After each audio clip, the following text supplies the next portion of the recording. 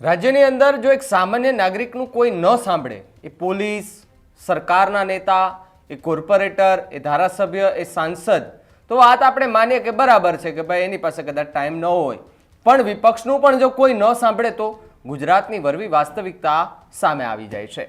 વડોદરાની અંદર જે ઘટના બની અને ઘટના પછી જે પડઘા પડ્યા અને વિપક્ષ જ્યારે વિરોધ કરવા ઉતરે, જો કે હજુ વિરોધ કરવા ઉતરે પહેલાં તો બોગીમાં ભરીને વિરોધ પક્ષના એ નેતાઓ અને કાર્યકર્તાઓ અને લોકોને બધાને પોલીસ સ્ટેશન ભેગા થઈ જાય છે.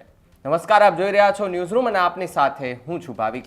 પહેલાં તો તમે અમારી ચેનલને સબસ્ક્રાઇબ નથી કરી તો અમારી ચેનલને સબસ્ક્રાઇબ કરો, બેલ આઇકનને દબાવો જેથી કરીને પડે પડના સચોટ સમાચાર તમને તમારા મોબાઈલ પર તરત જ મળી રહે.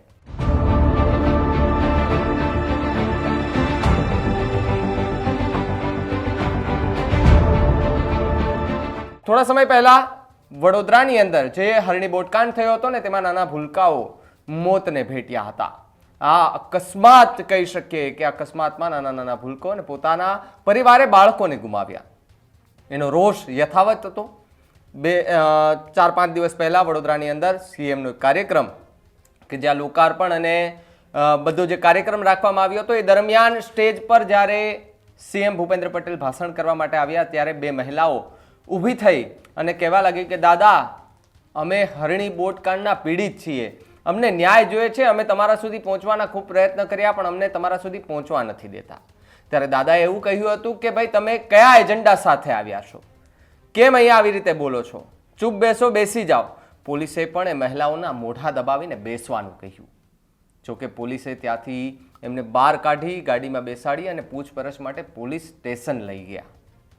આ ગુજરાતની વરવી વાસ્તવિકતા છે કે જ્યાં એજન્ડાથી બધી સવાલો પૂછવામાં આવે એવું દાદાને લાગે છે. પણ મને એટલું કહેવું છે દાદાને, ભૂપેન્દ્રભાઈ, એજન્ડા એ સરકારના હોય છે, એજન્ડા એ ધારાસભ્યોના હોય છે, એજન્ડા એ સાંસદના હોય છે, એજન્ડા એ પોલિટિકલ લોકોના હોય છે. સામાન્ય માણસના એજન્ડા નથી હોતા. માત્ર ને માત્ર ન્યાય માંગવા માટે તમારી પાસે આવતા હોય છે. પણ ભૂપેન્દ્રભાઈ પટેલ એવું કહે છે કે તમે કયા એજન્ડા સાથે આવ્યા છો. તો આ વરવી વાસ્તવિકતા સ્વીકારવી પડે કે ન તો આપણું કોઈ સાંભળવા વાળું છે, ન તો વિપક્ષનું કોઈ સાંભળવા વાળું છે. જ્યારે વિપક્ષ બેઠી થવાના પ્રયત્ન કરે છે ત્યારે ફરી એકવાર એને પછાડવાના પણ પ્રયત્ન થઈ રહ્યા હોય છે. વડોદરામાં હરણી બોટકાંડમાં ભોગ બનેલા નિર્દોષ બાળકોની માતાઓ સાથે દુર્વ્યવહારના વિરોધમાં કોંગ્રેસે 2 દિવસ પહેલા ધરણા કર્યા હતા. હરણી બોટકાંડમાં નિર્દોષ બાળકોની માતાઓએ મુખ્યમંત્રીને રજૂઆત કરવા ગઈ ત્યારે તેમની સાથે થયેલા દુર્વ્યવહારના વિરોધમાં 5 તારીખે કોંગ્રેસ દ્વારા સત્યાગ્રહ ધરણાનું આયોજન કરવામાં આવ્યું હતું. જો કે પોલીસે નેતાઓ અને કાર્યકર્તાઓને ભેગા થવા દીધા નહોતા અને વિરોધ કરવા આવેલા 20થી વધુ કાર્યકર્તાઓની ટીંગા તોડી અને દોડાવીને અટકાયત કરી હતી. અહીં વડોદરા શહેર કોંગ્રેસ પ્રમુખ ઋત્વિજ જોશીએ એવું જણાવ્યું હતું કે ગાંધીના ગુજરાતમાં ગાંધી વિચારનું અપમાન થઈ રહ્યું છે. જ્યારે પણ ભાજપ ડરે છે ત્યારે પોલીસને આગળ કરે છે. આ સાથે તેમણે મુખ્યમંત્રી અને ભાજપના હાય હાયના નારા લગાવ્યા હતા. પહેલા એ વિડીયો જુઓ કે જેની અંદર કોંગ્રેસના કાર્યકર્તાઓ હજુ તો ગાડીમાંથી ઉતરે એ પહેલા જ એમને ટીંગા ટોળી કરી અને એમની અટકાયત કરે છે. સાથે સાથે મહિલાઓની પણ અટકાયત થઈ જાય છે.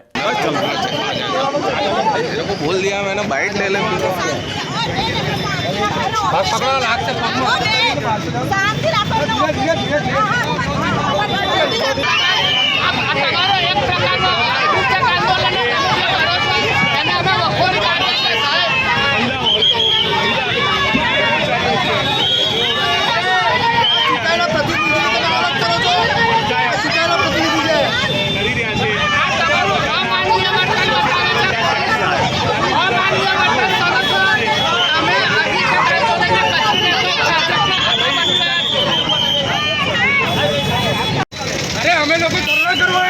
તમારાથી પકડાય જ નહીં.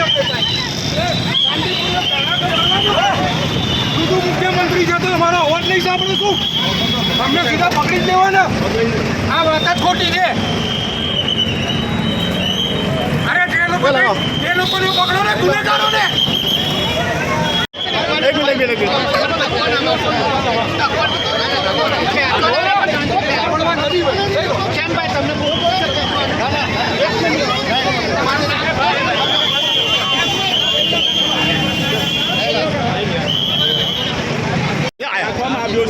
જે આગેવાની પહોંચી રહ્યા છે, એમની અટકાયત થઈ રહી છે. શું કહેશો?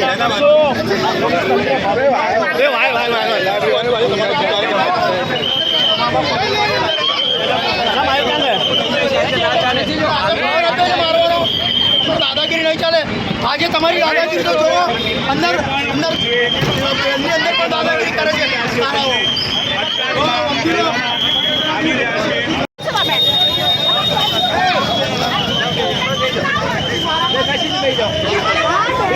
બેસી જાઓ.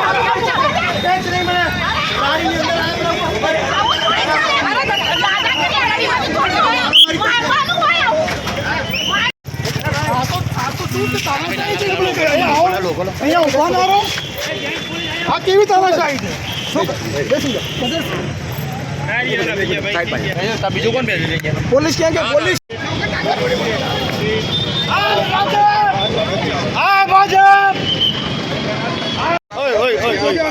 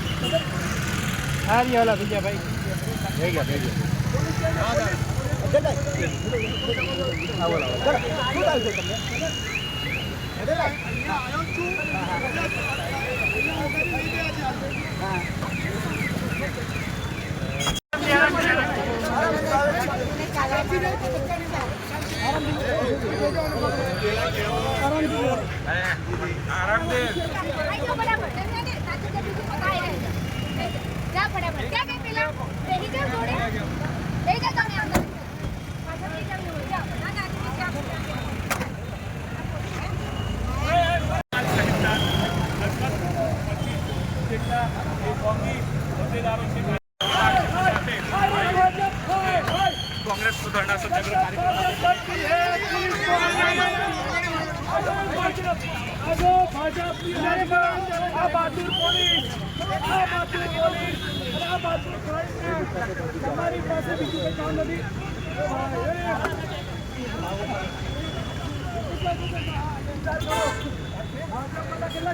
मुख्यमंत्री महिलाओं मान सम्मान મળ્યું નથી. રાજ્યના મુખ્યમંત્રી રાજીનામું આપે તેવી માંગ કરવામાં આવી રહી છે કોંગ્રેસ પાર્ટી દ્વારા.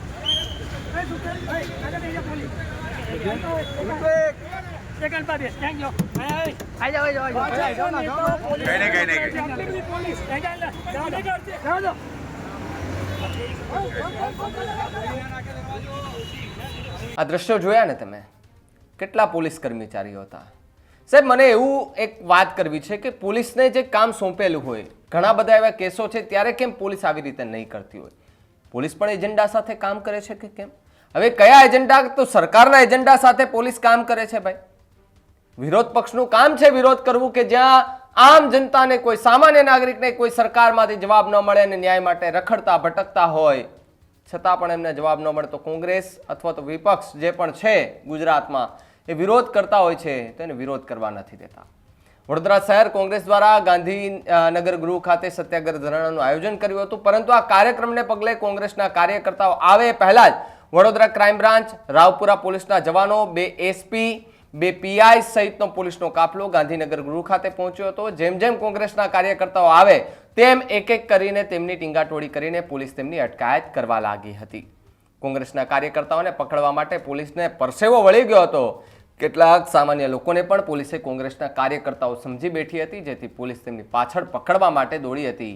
એક વ્યક્તિએ કહ્યું હતું કે હું લગ્નની ખરીદી કરવા માટે આવ્યો છું, જો કે પોલીસ મને પકડીને લઈ જઈ રહી છે. પોલીસ મને કહ્યું હતું કે તમે પણ ચાલો. જો કે પોલીસના કહેવા પ્રમાણે તે વ્યક્તિ કોંગ્રેસની કાર્યકર્તા હતી, પરંતુ પોલીસે તેમને પકડતા તેમણે સામાન્ય વ્યક્તિ હોવાનું જણાવ્યું હતું. પણ વડોદરા શહેર કોંગ્રેસ પ્રમુખ ઋત્વિજ જોશીએ જણાવ્યું હતું કે વડોદરામાં રાજ્યના મુખ્યમંત્રી આવ્યા ત્યારે હરણી બોટકાંડના 14 નિર્દોષ લોકોએ જીવ ગુમાવ્યા અને બાળકોના માતા પિતાને મુખ્યમંત્રી મળવાનો સમય આપતા નહોતા, જેથી 2 નિર્દોષ બાળકોની માતાએ મુખ્યમંત્રીને રજૂઆત કરવા માટે ગઈ. આ સમયે મુખ્યમંત્રીએ બંને માતાઓને જાહેરમાં ખખડાવ્યા હતા કે તમે સ્પેશિયલ એજન્ડા સાથે આવ્યા છો. ત્યારબાદ મુખ્યમંત્રીના ઇશારે વડોદરા ક્રાઇમ બ્રાન્ચ અને વડોદરા પોલીસે બંને બહેનોના મોઢા દબાવ્યા અને તેમને ગુનેગારોની જેમ ત્યાંથી લઈ ગયા અને ક્રાઇમ બ્રાન્ચમાં 3 કલાક ગોંધી રાખ્યા હતા. કોંગ્રેસના નેતાએ શું કહ્યું આ મુદ્દે એમને પણ સાંભળીએ. વડોદરામાં રાજ્યના મુખ્યમંત્રી આવે અને જે મહિલાઓ બહેનો સાથે અન્યાય થયો હોય, હરણી બોટકાંડમાં જે 14 નિર્દોષ લોકોએ જીવ ગુમાવ્યા અને જે બાળકોના માતા પિતા ન્યાય માટે ધક્કા ખાઈ રહ્યા છે, ત્યારે મુખ્યમંત્રી પણ મળવાનો સમય ના આપે અને એવામાં જે 2 પેરેન્ટ્સ, જે 2 નિર્દોષ બાળકો ગુજરી ગયા આ ભ્રષ્ટાચારના જે કાંડમાં, હરણી બોટકાંડમાં, અને એમના માતાઓ જ્યારે મુખ્યમંત્રીને વાત કરવા જાય ત્યારે મુખ્યમંત્રી જાહેરમાં એમને ખખડાવે કે તમે સ્પેશિયલ એજન્ડા સાથે આવ્યા છો. અને એ બહેનો સાથે ત્યારબાદ મુખ્યમંત્રીના ઇશારે વડોદરાની ક્રાઇમ બ્રાન્ચ અને વડોદરાની પોલીસે એ બહેનોના મોઢા દબાવ્યા. એ બહેનોને તેથી ગુનેગારોની જેમ લઈ ગયા, ક્રાઇમ બ્રાન્ચમાં 3 કલાક ગોંધી રાખ્યા.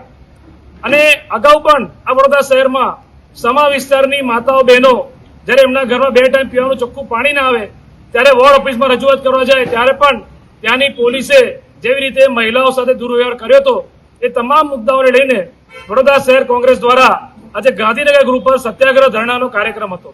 સત્યાગ્રહ એટલા માટે કારણ કે જે મહાત્મા ગાંધીનો દેશ, મહાત્મા ગાંધીનું ગુજરાત જે કહેવાય અને ગાંધી વિચારનું પણ અપમાન થતું હોય અને ભારતીય જનતા પાર્ટીના નેતાઓ સત્તાના નશામાં એટલા અભિમાનમાં આવી ગયા કે જે પ્રજાએ એમને ચૂંટાઈને મોકલ્યા એ પ્રજાઓને પણ ભૂલી ગયા.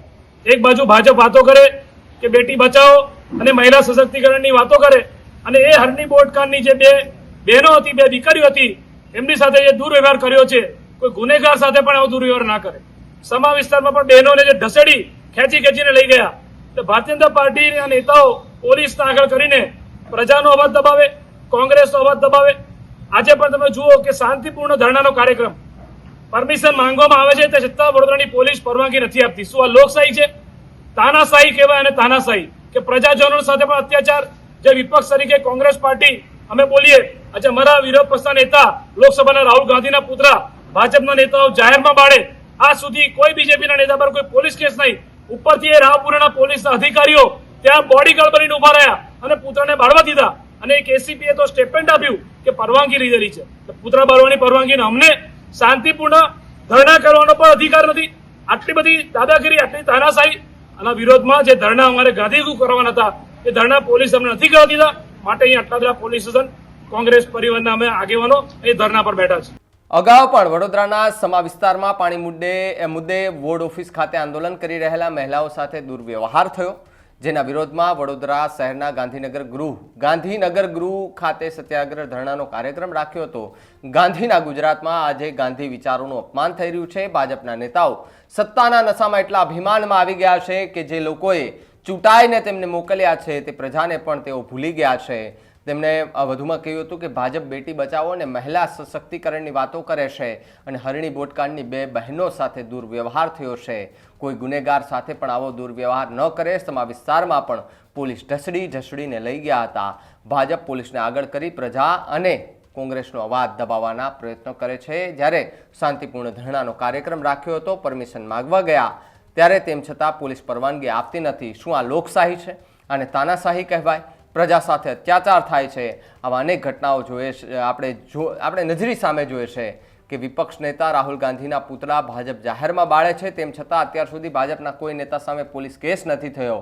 રાવપુરાના પોલીસના અધિકારીઓ ત્યાં બોડીગાર્ડ બનીને ઊભા રહ્યા હતા અને પુતળા બાળવા દીધા હતા. અને એસપીએ નિવેદન આપ્યું હતું કે પરવાનગી લીધેલી છે અને ધરણા કરવાનો અધિકાર નથી. આટલી બધી દાદાગીરી અને તાનાશાહી ગુજરાત રાજ્યની અંદર જોવા મળી રહી છે, ત્યારે પોલીસે અમને ગાંધીનગર ગૃહ ખાતે ધરણા કરવા દીધા નહીં અને અમારી અટકાયત કરી, જેથી અટલાદરા પોલીસ સ્ટેશન ખાતે ધરણા પર બેઠા છીએ. 2 એપ્રિલ 2025ના રોજ વડોદરાના આજવા રોડ પર પંડિત દીનદયાળ ઉપાધ્યાય નગર ગૃહમાં ₹1156 કરોડના વિકાસ કામોના ખાતમુહૂર્ત લોકાર્પણનો કાર્યક્રમ હતો. આ સમયે મુખ્યમંત્રીના ચાલુ ભાષણે બોટકાંડના પોતાના વાલ સોયા અને ગુમાવનાર સરલા સિંધે અને સંધ્યા નિઝામા ઊભા થઈને ભૂપેન્દ્ર પટેલ સમક્ષ ન્યાય અંગે રજૂઆત કરવામાં આખી વાત હતી. ત્યારથી આ મામલો ગરમાયો હતો. બાદમાં પોલીસે માતાઓનો અવાજ દબાવવા માટે મોઢામાં હાથ મૂકી દીધો.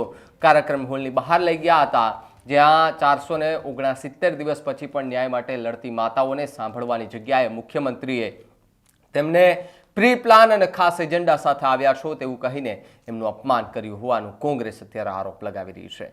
આખા મુદ્દાને તમે કેવી રીતે જુઓ છો, કમેન્ટ કરીને ખાસ જણાવજો. જોતા રહેજો ન્યૂઝ રૂમ. નમસ્કાર.